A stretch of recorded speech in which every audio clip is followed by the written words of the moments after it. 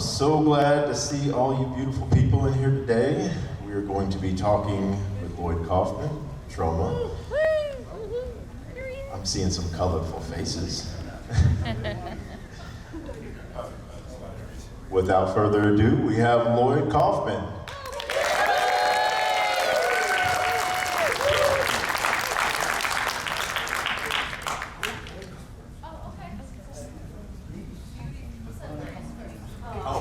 All right, well, first up, we're going to end up having Catherine Corcoran. Thank you so much for joining us. Pleased to have you all. Oh. Okay. Hi, so Toxie, Lloyd, let's have a nice chat about Lloyd Kaufman's master class. He's going to teach you guys a little something about putting together a film.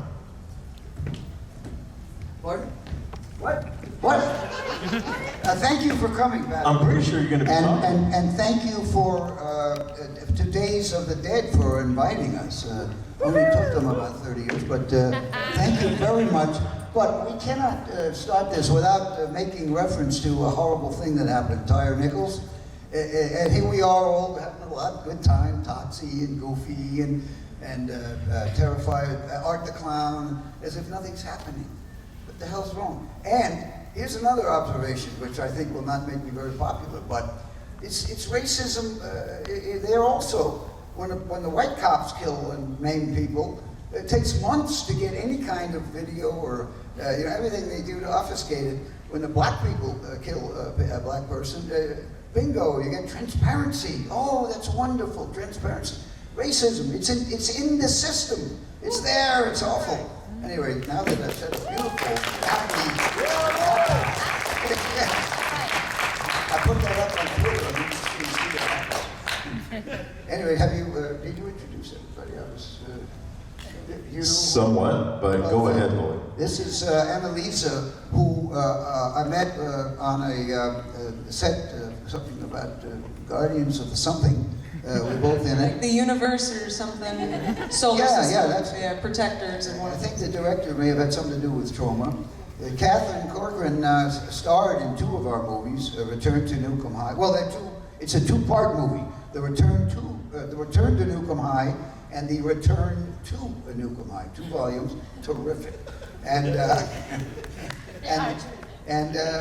recently, I believe you had some contact with Art the Clown, I did recently. We had a little bit of a run-in. It didn't end so well for me, but Turn your life upside down. He did turn my life upside down. I love that Literally, but we're working through it in therapy. It's an ongoing. Oh, very good, very good. And of course, you all know Brad Pitt. And thank you, moderators. Summer has a wonderful podcast that I went on, and I think we didn't even talk about Trauma. We talked a little bit about Trauma. We were supposed to have you for 30 minutes, and then we started talking about Broadway show tunes, and you stayed another 30 minutes to talk about musicals. Do not see Some Like It Hot. Movie's so much better. Anyway, may I also suggest you should talk to Athena, who is a longtime Trauma family member, and Shane over there on the sticks. He took part in the movie. I said Sean. What are you talking about? Sorry.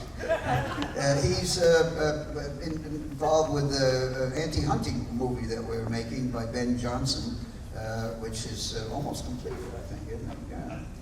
And there's the son I always wanted that I never had, Will Zuidma, who 20 years has been helping us and started as, what was your title? Hoof Boy.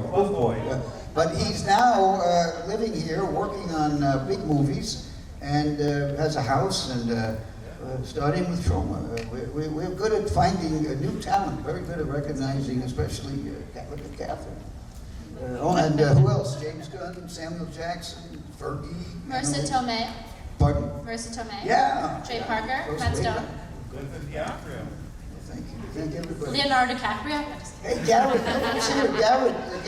Sullivan, who's associate producing Bring on the Dam by Brandon Basham, who wrote hashtag Shakespeare Shitstorm, which very few theaters have played, but we're still going. If you haven't seen it, it's a must see. It really is. It's great. Thank you. Yeah. It's we're making we have a full length behind the scenes. We have very good behind the scenes documentaries for the last 20 years. They're feature length and they're on Troma now, which you can join. The first month is free, and then you got another movie, Mercedes and Mutes. Yes, Mansploitation. That's the other one. Mansploitation, which hasn't started shooting. Brandon's movie is shooting, and then you're on. The one that's also finishing up, Kill Dolly Kill by Post-production. Holly. Yep, Heidi. I'm sliding down the razor blade of life. So again, thank you. I'll turn it over to you.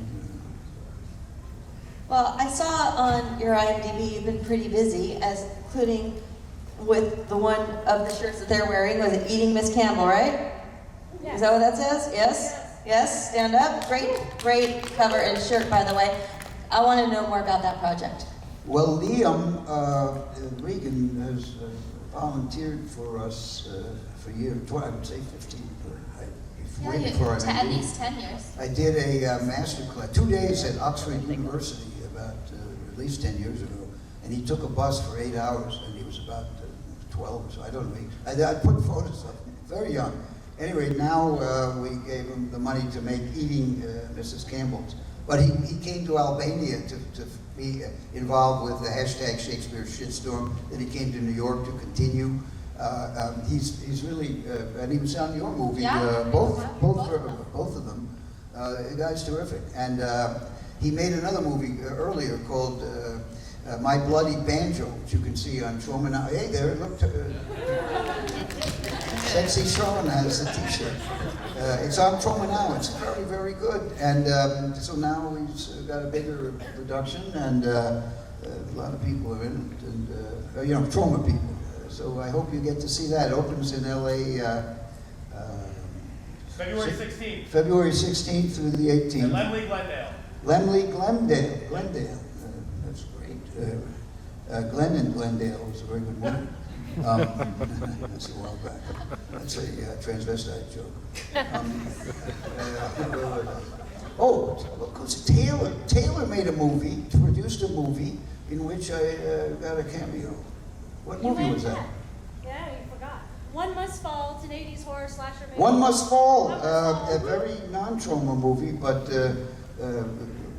different, independent, total independent movie from the soul and heart and brain of the filmmaker. And Taylor makes sure the filmmaker stays off. Thank you, Taylor. Very good caretaker. I try. Here. All right, Lloyd. I know a lot of people want to talk about some of the films and independent filmmakers of where they can end up finding funds. Financing is one of the biggest issues in films. What's the best route, be it campaigning, Indiegogo, something like that, or even taking out a loan on your house? What's the best route for an independent filmmaker to make their art and finance it? Well, certainly the route I took, which was a $500,000 budget, didn't quite work out.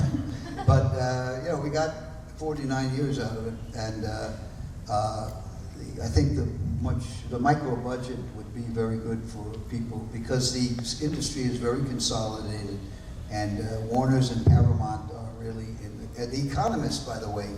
I brought the issue for you guys. Toxie, you don't subscribe. Would you subscribe?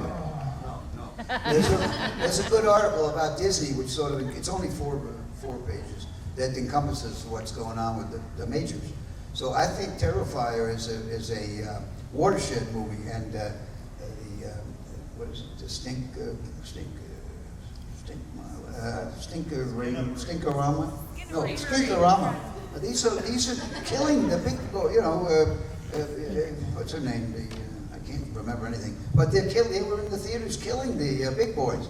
So I think there's a change. I think the majors going to start kind of have to stop their oligopoly practices. They're kind of snotty, overpaying. These movies are all losing money. $100 million apparently for White Noise. It stunk, and it's a disaster. So, I think there's a new age coming. So, and I don't think you have to. I think you can sort of do what we're doing, just keep the budgets really low and go crazy. And Liam is just the kind of person. I mean, he and I made the movie together, but he's on his own. He's got his own movie company. He's distributing in Europe his own films. He's doing great, and he seems to be very, very happy. There's also like a lot of grants you can apply for when you're starting out, especially if you're a student. You can use the resources that are available within your school. I mean, Zach Amico did that for his first film. And Who's that? Zach Amico. Oh, Zach Amico. If you haven't seen him act in the Troma movies, also he was co-director on #Shakespeare Shitstorm.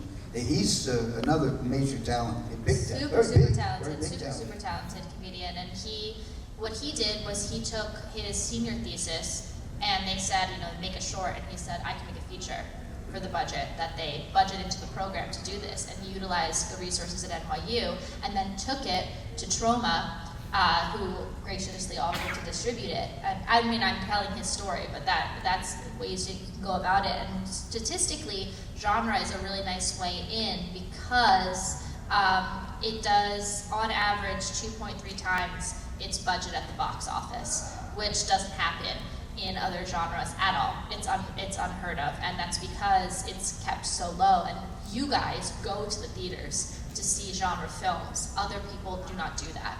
And that's why films like Terrifier, like Lloyd was saying, are getting attention now, because the theaters are not getting the attendance that they used to, and they need content, independent content that's going to drive people to come. So if you can bring a group of people, you have value, and people will invest in that. Can I, I'm gonna actually piggyback off of that for people who aren't students, because it's never too late to start. I know that a lot of people, start a different career and then go, you know what, I really wanted to be in film, and I need to go back to that. Atlanta is a budding community. Atlanta is actually the third in the Americas for places to be in film. LA has kind of teetered off. There is a lot of background work that you can do here. Apply for background work. Get in the holding area, because you're going to find that 90% of the people that are doing background work in Atlanta don't really want to be actors. They want to be producers. They want to be directors. They want to be writers. A lot of them want to do stunts. You're going to find that hunger. You're going to find people who are retired who want to be in film now. You're going to find people who graduated with a degree in Homeland Security, that are now 30, that go, you know what, I want to write my own movie. Find that community, start talking. Don't approach the directors, because then you'll get kicked off the set. But talk to that community and just kind of spend those hours on set, because you have one day of background that's going to be 16 hours on set. So there's multiple casting agencies down here in Atlanta, and there's a lot of hungry work down here. So it's never too late to start. By the way, I heard this guy, Mark Feld, what's his name, that guy? A roommate of Todd's. Mark something or other. Felton. No, Mark Felton, I got it right. Toxie, what is your thought about all this?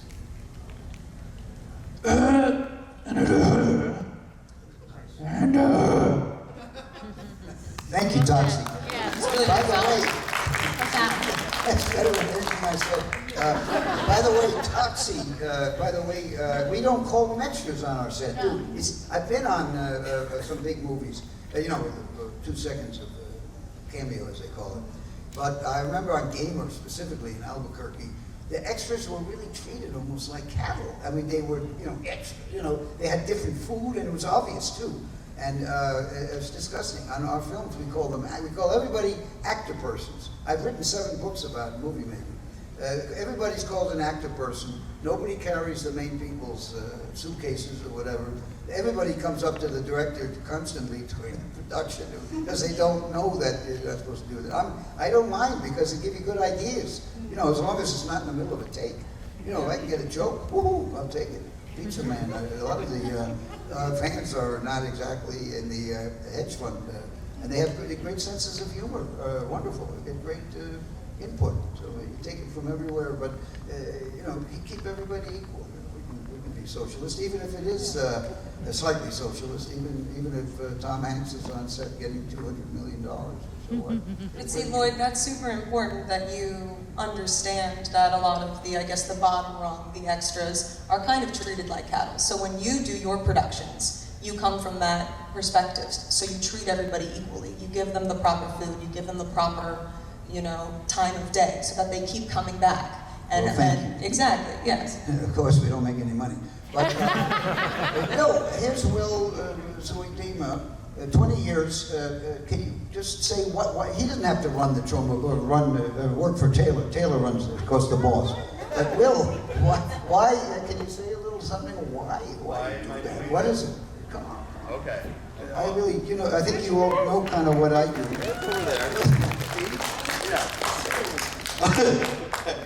I don't know what to say besides I love Troma and I love everything that Lloyd has done, and I wouldn't be doing what I'm doing now if I wasn't raised on these movies, watching. I don't know where to look, but yeah, I was raised on these movies, watching gore effects for like little to nothing, and then making these movies in my backyard.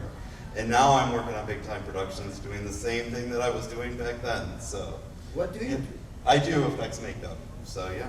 Yep. Is there anything that people can see that you made possibly at the Possibly. That's what I was asking under Yeah. the seat. Oh, that I made. Yes. At the Troma booth? What did you make? There's something there. That's what I was What? asking. Yeah. What? I drank a bunch of coffee this morning, so I'm kind of like all over the place. This is my Nozo mask that I made. Who is Nozo? Nozo from the Toxic Crusaders. Yeah. And you can see him in Shakespeare's Shitstorm. I sent one to, That's right. He's Yeah. with the great Ron Jeremy. No, don't quote that. Thank you, Will. Very nice.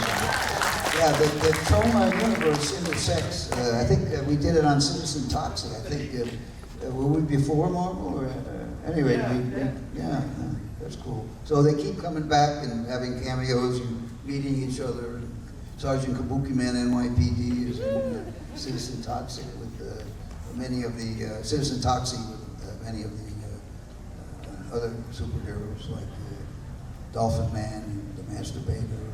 It seems very appropriate, in my opinion, that you have James Gunn, who directed multiple films with Troma and worked for you for years, has written intros to Lloyd's books, to now coming from a micro universe that actually it is not micro, it's a massive universe that is Tromaville, with all of these characters and different subplots and different things that intersect, to now spearheading DC film. It seems like such a natural progression, I think. And I think that has so much to do with Lloyd and the environment that he creates. Thank you. My wife, who produced, one of the producers of hashtag Shakespeare Shitstorm, she is not the easiest person. And she's lovely, but I want to prove to her that more than 6 people showed up. Thank you. So I have a question. So, hello? Okay. So I have a question for all of you guys. What is something that you know now that you wish you knew when you're first starting off in the industry? And valuable information for the people coming up. I'll start. This has just been something that I've been talking about with a lot of young actresses recently. I wish I knew that it was okay to advocate for myself and what I needed. That's such a huge, for a really long time I was so afraid to say anything or do anything, and I was afraid to be difficult. And I learned that you're not being difficult by just asking for general equal pay, respect on set, clearance for your image. All of those things are very normal things to ask for. And I wish I felt confident in my ability to do that. And I hope that young filmmakers know that there are things. Lloyd's big thing is safety to humans. It's one of the rules of Troma production, and I think that's so critical. And I think I wish I knew that it was okay to talk about when I felt unsafe or vulnerable or fearful of something, and that nothing is wrong in that. And I wish more young actresses knew that, and actors, and filmmakers in general. It's always okay to, and asking to be treated equally and treated respectfully, and not just as a performer, but in your deals when you're producing, in your acquisitions, in your wages. There are certain times, like certain productions cannot offer it. Trauma is very upfront, like you're coming here and you're volunteering. Okay, that's a very upfront thing. But when you're on a professional set and you know, you find out that someone in the same position as you is getting paid more, it's okay to say, hey, what's going on here? Or just to ask what you need up front. If you need a car because you worked, you know, a 12-hour day and you're afraid you're gonna fall asleep at the wheel, if you need, if you are hungry, you know, like there are things that you can ask for. If you need to sit down and, you know, if something seems like it's wrong and not okay, it's okay to say something, not just for your own personal safety, but for the people around you. I wish I knew that. Just basic human Thompson, what do you needs, say? basically, right? Well, yeah, but I think, you know, when you're, so much of this is like, we're all freelancers in this business, right? So you're so afraid of damaging relationships with people because you're afraid that that will hurt you moving forward. And the reality is people want to work with you because you're talented and because you're great at what you do. And that will always continue. And the people who aren't going to respect that and aren't going to treat you well are not your people. Yeah. And that's okay.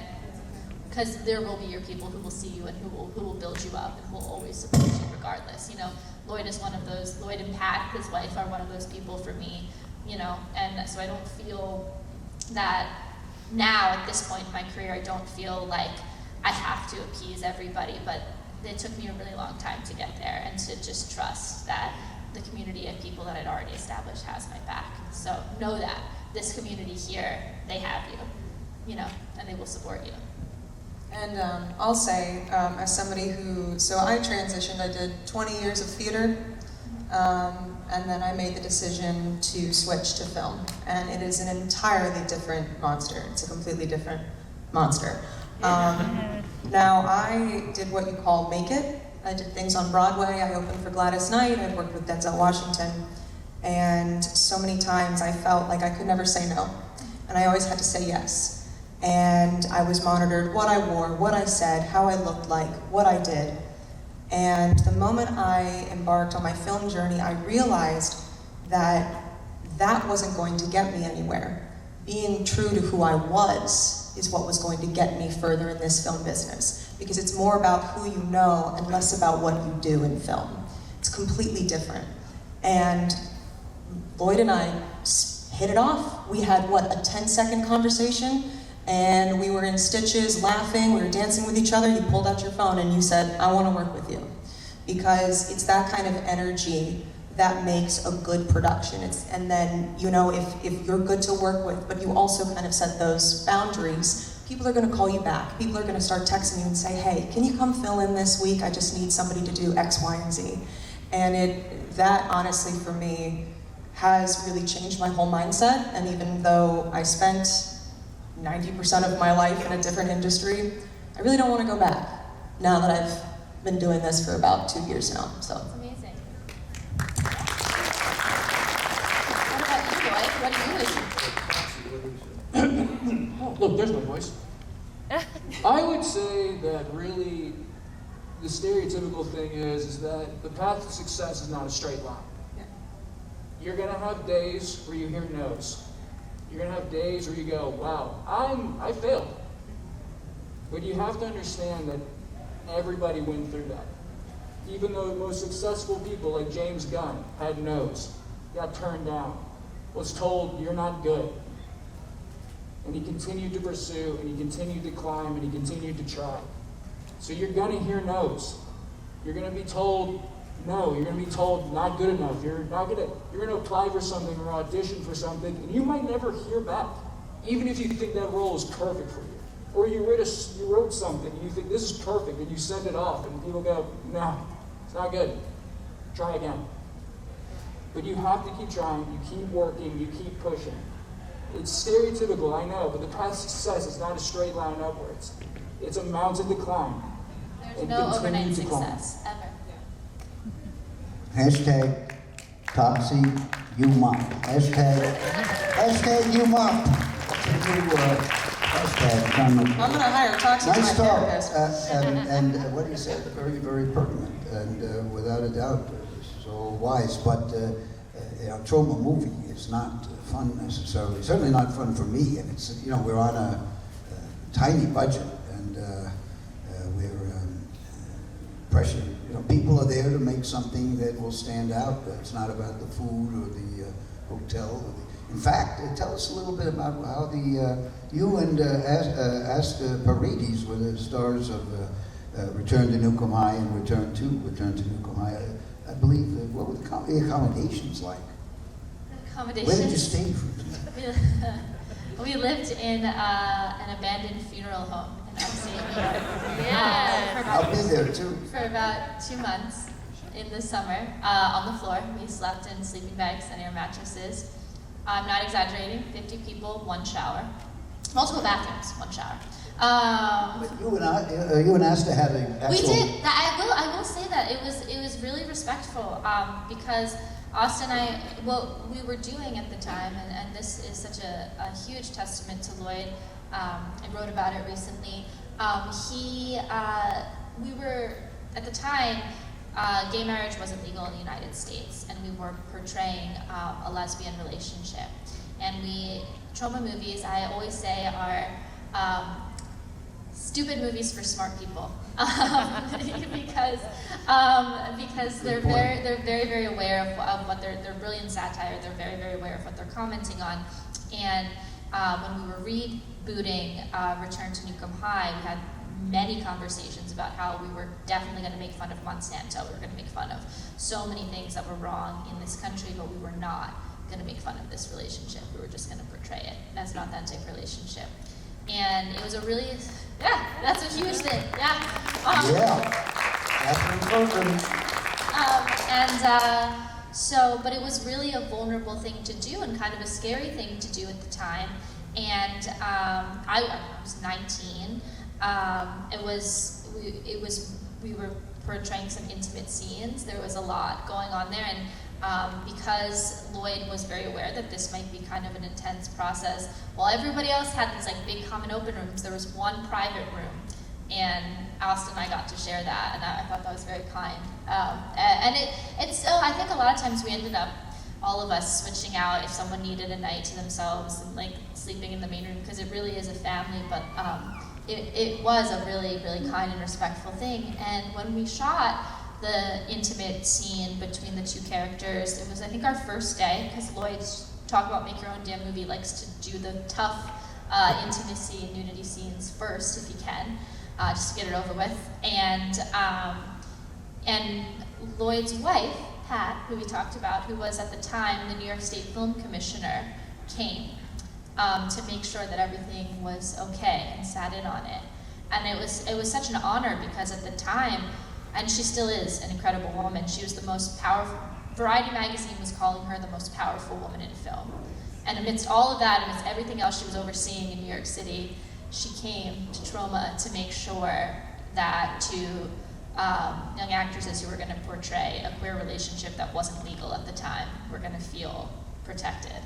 It was a really cool thing. It really was, and I wish other films approached it in that way. I really do. It's still one of the most powerful things I've ever been a part of in my entire life, and one of the things I'm most proud of. Thank you, Catherine. By the way, speaking of getting a no, James Gunn had some no's for me when he wrote the first draft of Romeo and Juliet. He had 8 urination scenes. I think we reduced it. But I got a big no from Asta Paredes and her husband, who she met on, who was a terrific. He's another big star on the rise on Return to Newcomb High.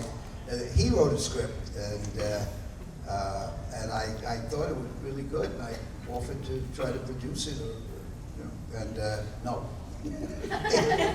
They are nowhere either. I don't mean nowhere, but they have not had a movie produced, and you know, good for them. They stuck to their guns. It made me feel good after 50 years of failure. But Well, what do you wish you would have known before, when you were just starting out? I think that was the question. You know, when I started out, I was very young. I started to make, well, the first feature I made was at Yale University when I was there, and by chance, Perry King, who was sort of a star, he was there and he starred in the film. It's unwatchable, but, you know, I learned a lot. I think the DIY thing is very good. You know, I bought a camera, it cost some money, a Bolex. Bolex is not a venereal disease. It's a very beautiful Swiss wind-up camera. It's a wonderful They just piece. came out with a digital model. Anthony Curry and I did something on it. It's worth testing out. Oh, didn't know that. Wow. I'll actually say some advice that I received, not in regards to film a while ago, but you know, that I kind of clung on to, is the phrase, "the money will come." So if you're ever worried about spending too much, oh, I can't spend all this money right now, I have to save some money, the money will come. Tomorrow is never guaranteed. Do what you want now, find people that want to do what you want to do now, and the money will come. Okay, so you bought your camera, and then what happened? I would love to hear. Well, the other thing I find is that, you know, I'm well educated. I'm a absolute bougie. You know, I've had every opportunity a dirty white Jew can have. And, you know, and I do feel guilty about it. But I think read books, read the paper. I read The Economist. You know, I don't even know I can't read a balance sheet. But there's good articles in there. You know, expand your horizons, travel, get some, you know, so many people. I've been in them. If you look at my IMDb, I've got a lot of cameos in First Time Underground, you know, no pay, of course. And I do sleep on people's couch. But they have they have nothing to say. You know, they think Troma just has a party and we take drugs and blah, blah, blah. Yes, we take a lot of drugs and take drugs. Not on the set. I would say we have the cleanest set you can ever see. Honestly, the rules actually on our set were that you weren't allowed. If you got caught using drugs or drinking on our set, you were fired. That was it, yeah. This was up in Niagara Falls, way up. Yeah, we signed a contract for you that said that we would not do that, which I actually don't know if you can do that. Now that I do work as a producer, I actually don't know. Well, the good news is there was a dive bar within walking distance, so Yeah, I I think remember everyone after broke work that there. contract. However, They loved there us. were people who did get caught doing too much and they were fired. Yeah, yes, indeed, that's right. And there was one guy who had some kind of, right, he punched his fist through a piece of glass. I don't remember that. Yeah. I was not privy to that. Just put on a bus real fast. Struggling to get a production put together. I know a lot of independent filmmakers may have issues writing, brainstorming, trying to get their project. What is the best way for an independent filmmaker to get their project taken off if they're having issues with scripts, with writing, whatever the case may be, even to the point of just the brainstorming process? What would you recommend? Well, don't be afraid to share it with people. But James Gunn, he had a pretty good curriculum vitae after Troma. He moved to Los Angeles because that's what he wanted. I had the opportunity, but I chose to stay in New York and to stay in the underground. But he wanted the red carpets and the Oscars and all that. He doesn't drink or take drugs. He's a real straight shooter, and he just kept writing script after script and sending it out, and finally one caught people's attention. And meanwhile, whilst he was doing that, from Romeo and Juliet, he got the gig to write Scooby-Doo. So somebody's watching our movies, I mean, for sure. So, there's no real, as somebody said, Toxie, I guess, the success is not a straight line. It can be. I think Skinner, whatever it is, so I think that guy's on the way. Terrifier is on the way, for sure. And I think it's a good period for all of you people who don't want to go through the lots of no's. Just try to make your own movie. You can do it for no. Really, the money is not a problem now. You do have Indiegogo. You can kind of shame your friends and relatives into Social media is massive Yeah, now. social media is a good thing, I think, at least for independence. And I remember my first movie that was 35 millimeter. I went to my friends from Yale, and they were young and stupid, and they put up most of the budget for that movie. It was about $150,000 in those days, and turned out to be the only X-rated movie to lose money. So it's very hard to get them back. But we didn't have the internet, so what the heck? You get a few bucks from Indiegogo. There are grants. There's something called Fractured Atlas, where if you know a rich person, they can give you a few bucks and get a tax deduction. There's all sorts of ways to make a little money, and you don't need it anymore. It's really the script and pre-production and watching Trauma Now, which is free the first month, at only 4.95 cents a month, and I think it's you see some real seminal stuff from years ago that is pertinent today. It might be more pertinent. The Museum of Modern Art, after how many years played, 30 years played the Romeo and Juliet in their Shakespeare Festival, along with Zeffirelli and the Australian guy, whatever his name is, with Leonardo. And we were the only other one, so that's cool. It takes time. The Toxic Avenger's being remade for $1 billion. Where'd that come from? Cartoons came out of the Toxic Avenger. A movie where a young boy's head is squashed by the wheel of an automobile that gets made into a delightful children's environment Saturday morning cartoons. I mean, that's the thing. Every once in a while, it's like Las Vegas. You get streaks of luck. If you're on one, stay on it if you like it. I think you just have to keep trying. Like, you can start small. I mean, I've seen people make films, for $15,000, 4 actors in a room, and it's brilliant. You don't have to reinvent the wheel to make something. There's a brilliant actor. His name was Nicholas Tucci. You might know him, genre fans, from You're Next or Channel Zero. He was one of the most brilliant people I've ever had the privilege of knowing, and he said to me, all you have to do in this business to be successful is keep telling stories and don't die. And what he said was, because there will always be stories to tell. There will always be people who resonate with those stories. There will always, it doesn't matter what you look like, what you sound like, who you are, there will always be stories to tell. All you have to do is keep telling them and don't die. That's it. And I think that that's such sage advice. Easy for him to say. I'm 77. And don't be afraid to keep sharing your ideas. Whether it's at a bar, tell it to anybody that will listen. Because you might find that someone in there might say, hey, actually, I own a warehouse down the street. I would love to let you borrow it for your, film that you want to make. Last night you were saying, do you know of a boxing ring? And I did, in Philadelphia, and now you have a boxing ring. And I mean, he would like to be an extra in the movie now, if that's okay. You bet. Okay, an actor person.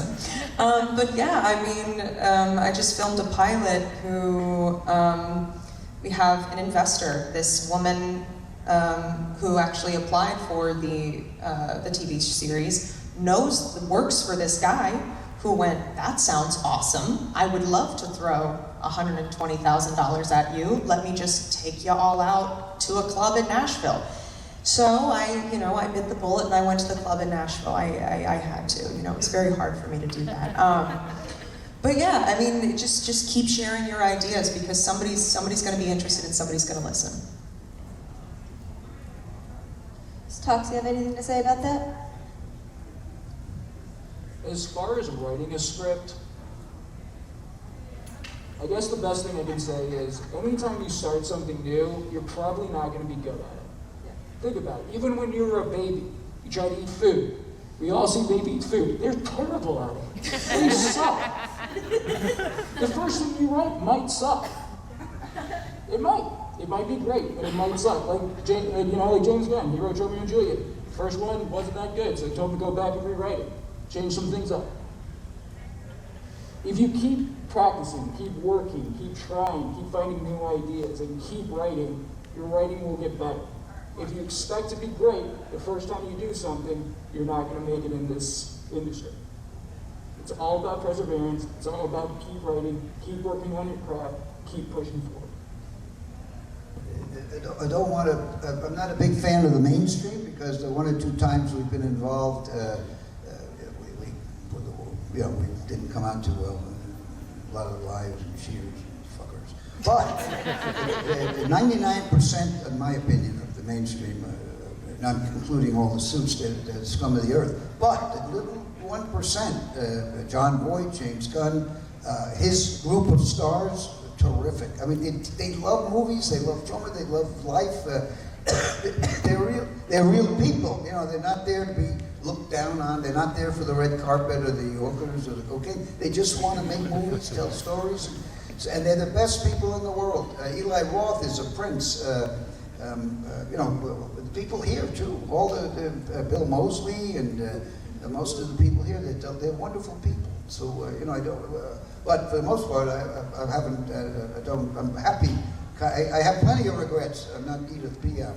J'ai beaucoup de regrets. But I don't regret staying in the underground and making movies from the heart and soul and mind of the filmmaker.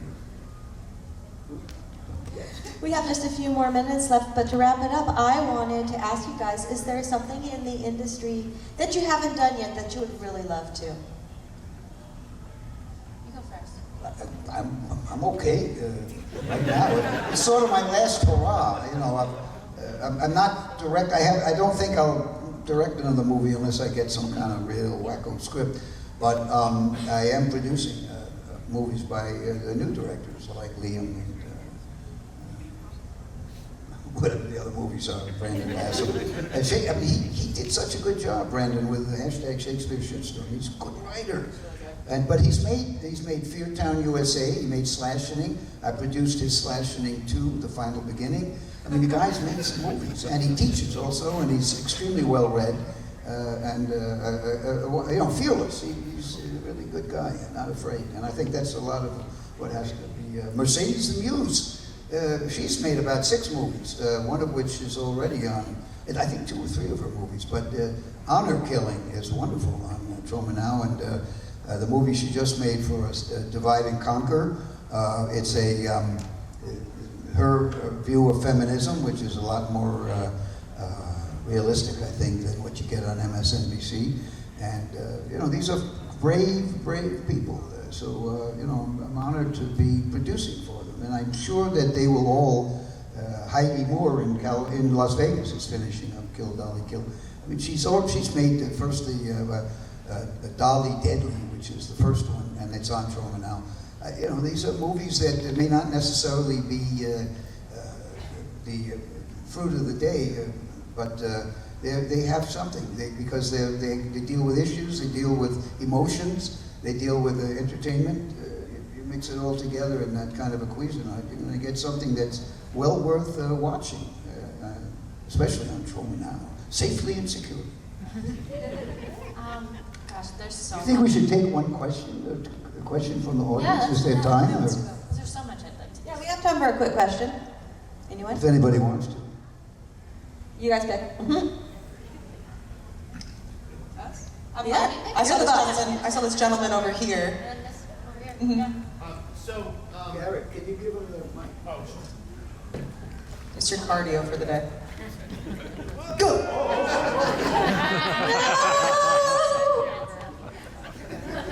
You literally just said, "Don't die." And then So even though this might change from time to time, year to year, what do you currently think is the most important element of any movie, whether it be character, plot, setting, etc.? Why did you say it? You start. No. Well, I think the most important thing is make it entertaining. You don't have to make the power of the dog, right? I mean, the thing is, you go to sleep. Make it entertaining. And my thing is I put in political and sociological stuff, which is not the most popular thing. It doesn't help the people who go to see the movie, but if you can get people to, you know, enjoy it, not necessarily enjoy it, but be involved in it. You know, even when people go to a theater, and they're fewer and fewer for us, to see a trauma movie. They know they will like The Toxic Avenger, or they know they may hate Terror Firmer or Blood-Sucking Freaks, but they know they're going to have an adventure in the cinema. What do you say, Kevin? Oh, I agree. I totally agree. I think that's spot on. You know, make it compelling, make it entertaining. You know, I sometimes, this is a little bit hippy-dippy, but I was training when I was younger at Lee Strasberg, which is a very, it's all about processing things. It's very emotional work. And I remember I was working with a producer who was an acting coach of mine, and she said to me, I don't give a shit what you think you're feeling right now. I don't see it. It's not entertaining to me, so it's bullshit. And it was like literally, I had gone through this program and I was like, oh my God, I am an artist. You know, like I've trained where, you know, Marilyn Monroe is trained and Leonardo DiCaprio took classes here and Robert De Niro trained here. And I felt like I was like a real actor. And she said to me, it's bullshit. Because it's not entertaining, I don't believe you, and I don't give a shit what you're feeling. She called it masturbatory work. And it was so spot on, like she's so right, because it's true, like you could sit there and develop this, like you could have this emotional oeuvre, and if it doesn't resonate with your audience, it doesn't matter, it's bullshit. It's way more entertaining to watch a character push through the emotion and rather than succumb to the emotion. Or even having you're so right, or even have, you know, something that's interesting. Maybe, you know, maybe your characters, they don't have that much to say. Like, have the courage to let people be boring and show something really interesting that's happening in the world. You know, not everything has to be this like crazy developed thing. And when it is and it works, I mean, it's brilliant. Tar this year came out that I think is like that. I was surprised because I saw it and I was like, Jesus Christ, almost 3 hours, this better be good. You know, and it was, but it was brilliant. But I think sometimes, you know, we just get so caught up in like, we have to do all these things, you know, make it interesting, make it entertaining, and people will sit through it. There's a movie called Emily the Criminal, and you're sympathetic for her, even though and it ends on, she doesn't get punished. It's great. I should know I spoiled it. So it's very good. First time director, really nicely done script. No holes that I could perceive, as opposed to white noise, which always was. No. Totally. We had another question over there. Okay. He's coming. Garrett Sullivan, associate producer. Dawn, bring on the dinner. I said my son's an artist. When I say he's amazing, he's amazing. So would you give the same advice of trying to push through and getting your art out there? And when you're especially, you come up with your own characters and stuff. How old is your son? He is 18. Okay. And he don't want to do just like Marvel and stuff like that. He wants to do his own thing, you know, and like he likes like low budget stuff, and like I've seen him watch something and he would draw like a poster for it, you know, and stuff like that. So, I mean, would you give him the same advice for that as you would as an actor? Because I mean, it's all art. I mean, so it's all art. So is he more like a graphic designer when it comes to that? Yes, that's what he's studying to be. Then he's good. He's solid. That's actually a really, really great career to be in. But he is going to get a lot of no's.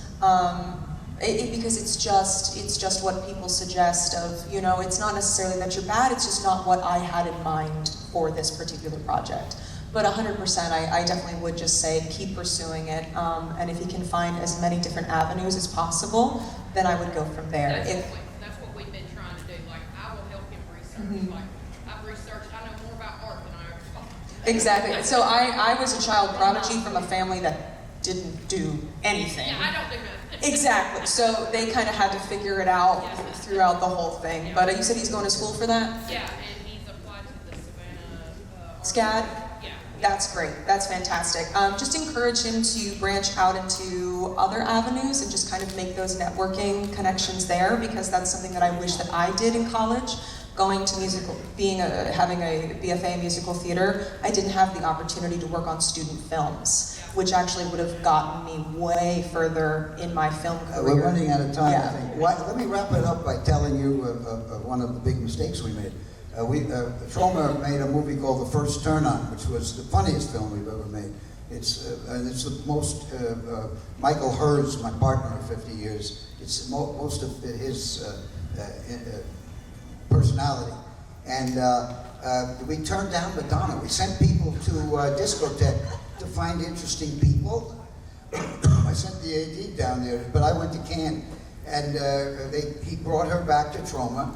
She made her, it was about summer camp, the movie first turned on, and she made her own little camping outfit.